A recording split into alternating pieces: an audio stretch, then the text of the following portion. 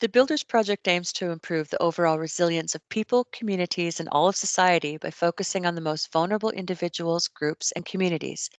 The acronym Builders stands for Building European Communities, Resilience, and Social Capital. Strengthening the social capital, risk awareness, and preparedness of the most vulnerable people in our societies and communities will improve management of disaster events and minimize human mortality due to future natural disasters. Builders has 17 partners from 10 different countries, including authorities, research institutions, academies, companies, and non-governmental organizations. The project will come to an end in spring 2022.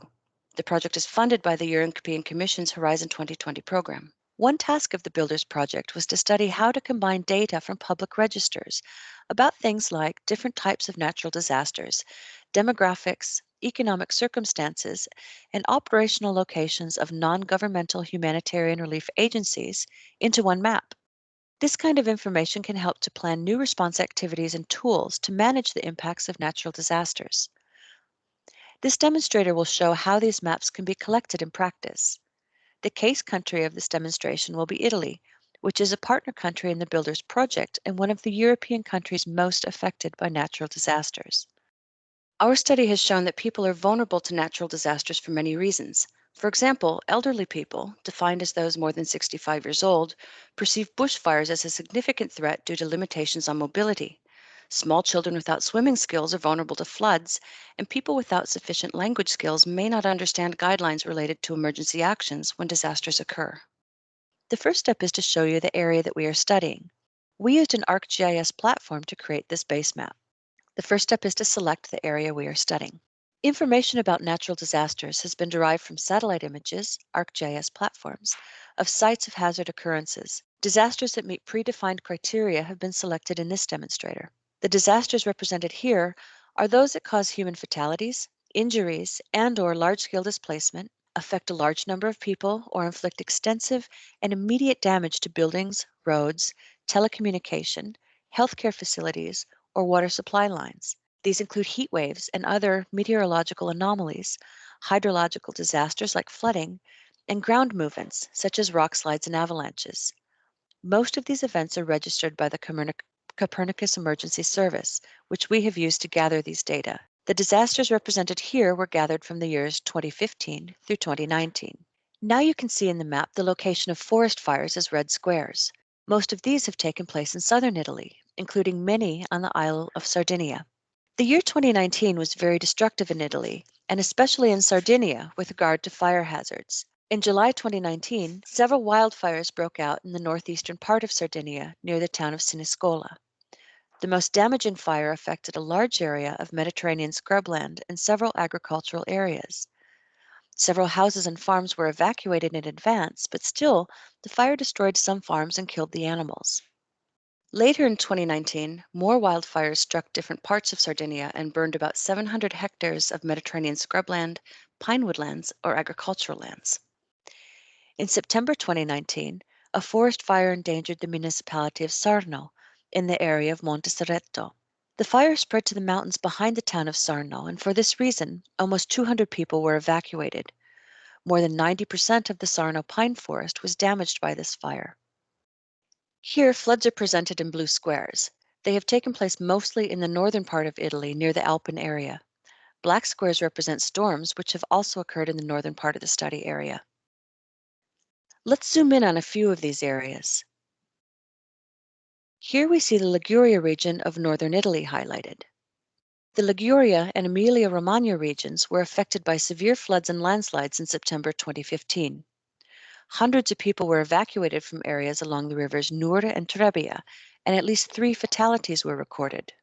Just over a year later, in November 2016, heavy rainfall induced flooding in the northwest of Italy, specifically the Piemonte and Liguria regions, including flooding of the River Po. Heavy rains have caused riverine flooding in other areas of northern Italy. For example, in the Friuli Venezia Giulia and Veneto regions, heavy rainfalls in October 2018 resulted in rapidly rising river levels, the highest level of warning, and the evacuation of many people in both areas. In November 2019, these same 2 regions, Friuli Venezia Giulia and Veneto, experienced extreme high tides, resulting in coastal flooding, and storm surge affected many areas near the cities of Monfalcone, Grado, and Trieste. Earthquakes are derived from two services, USGS and Copernicus. The earthquake data shown as purple circles are from the USGS, while the purple polygons represent earthquake data from the Copernicus Emergency Management Service. The small maroon square, seen here within a purple circle, shows volcanic activity in Sicilia, representing the eruption of Mount Etna. At the end of 2018, the Aetna Volcano in Sicily had a sudden eruption close to its main crater at an altitude of 3,300 meters. The activity was mainly explosions, as well as emissions of lava from several eruptive fissures starting from the base of the new southeast crater. The eruption was followed by an earthquake of magnitude 4.8 that affected the same region. In August 2016, an earthquake occurred in the center of Italy, affecting a very large territory, including several regions, Lazio, Abruzzo, and Umbria, and municipalities. After the main shock of moment magnitude 6.2, several smaller tremors occurred in the area, inflicting casualties and structural damages. This August 2016 earthquake in central Italy killed 299 people and injured nearly 400. The earthquake was felt across the region, including the city of Rome, where the metro system and many schools were evacuated. In October of the same year, 2016, two new earthquakes of magnitude 5.5 and 6.1 respectively rocked central Italy, with the epicenter close to the same area suffering from the deadly August quake. Several earthquakes of magnitude greater than 5 occurred in four regions of central Italy, Lazio, Umbria, Abruzzo, and Marche, within a short time period in 2016. Later, in January 2017, four additional earthquakes with magnitude greater than 5 occurred in the areas near to those previously affected, in particular the Abruzzo region. This last event arrived after exceptionally heavy snowfall, which caused an avalanche on Abruzzo's Gran Sasso mountain that killed 29 people. The location of the operation positions of non-governmental humanitarian relief agencies include information about the Salvation Army's operational positions.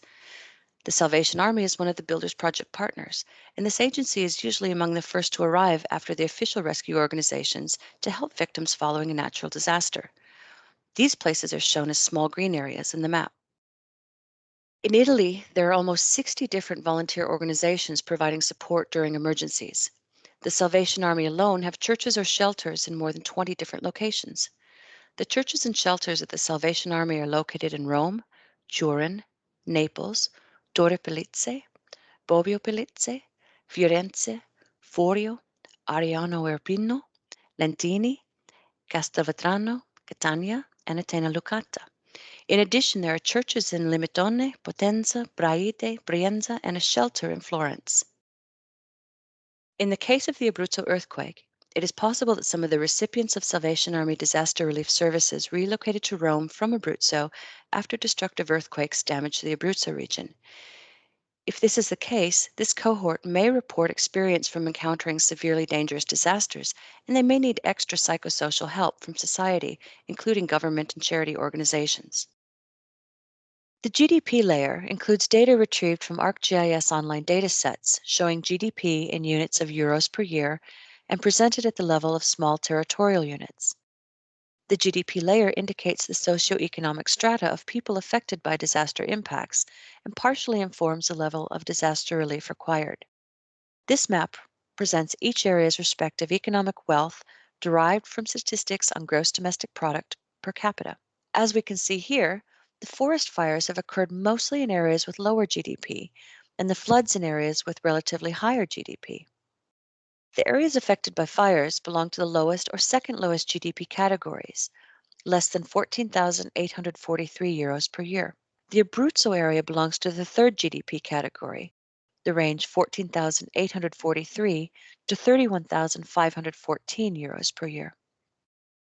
Floods are common in northern areas of Italy, where the GDP is relatively greater than in the southern part of the country, with the GDP in flood-affected northern parts of Italy varying from 14,843 to 63,648 euros per year. As you have seen in this demonstration, Italy is one of the European countries which has suffered most from the natural hazards during the study period 2015 to 2019. The age distribution of the populations affected by natural hazards influences the need for disaster relief. As shown as this map, for example, in the northern parts of Italy, particularly affected by flooding, the proportion of the population over the age of 65 is more than 23%. And along the Ionian Sea coast, this proportion is even higher, with 28% of residents over the age of 65. This is notably different from the areas of southern Italy significantly affected by fires, where the proportion of the population greater than 65 years old is less than 23%. Information like this helps local and regional governments and other authorities to plan response activities. For example, in this case, the elderly population in northern Italy will likely need more help during floods, but fortunately, the proportion of the population over the age of 65 is less in the areas where rampant fires have occurred. We hope that you enjoyed this demonstration of how different types of data can support disaster preparedness and community resilience. These types of maps can be produced for different parts of Europe and can help both governmental and non governmental organizations to prepare in advance to address the prevailing natural hazards in the local area. For example, by arranging shelters and response equipment, and by advanced planning of rescue activities. The links to the maps and other background information is shared with the European Salvation Army and available for use by authorities and others involved in natural disaster preparedness and response activities.